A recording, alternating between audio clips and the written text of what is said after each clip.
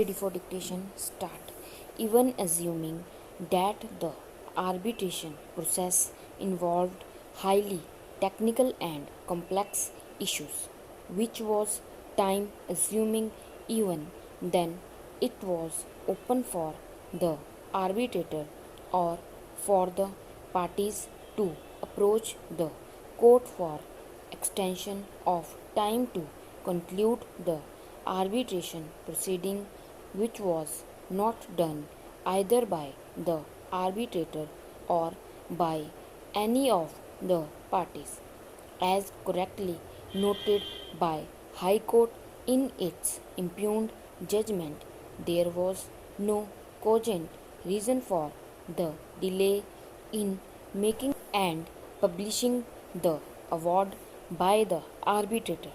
He already had the relevant materials at his disposal and could base his findings on the observations made by the three arbitrators who were appointed prior to him.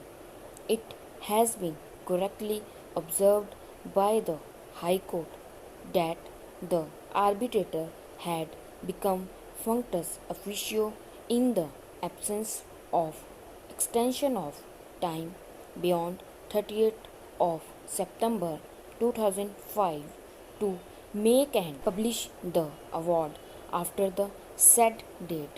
The arbitrator had no authority to continue with the arbitration proceedings. The learned counsel, appearing on behalf of the appellant, argued that in the absence of any statutory period prescribed under the article of rendering an award, the direction of the court to conclude the arbitration proceedings within the time prescribed by it would not make an award pass beyond the time so prescribed null and void.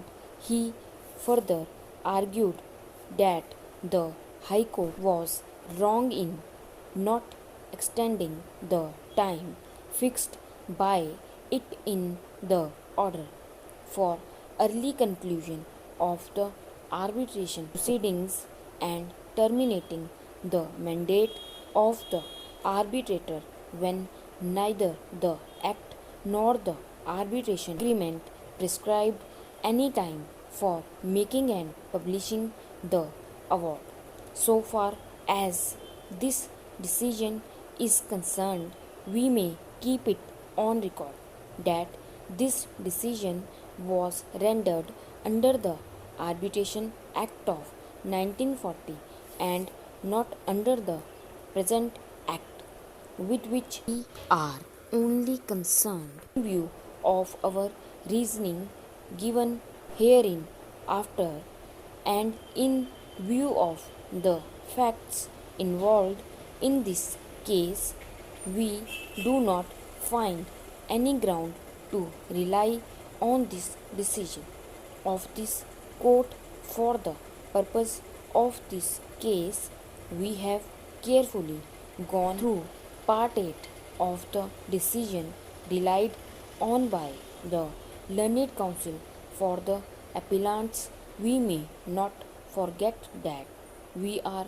concerned in this case with the Arbitration Act 1894. Without going into the details of this decision, we may simply say that this decision cannot have any direct application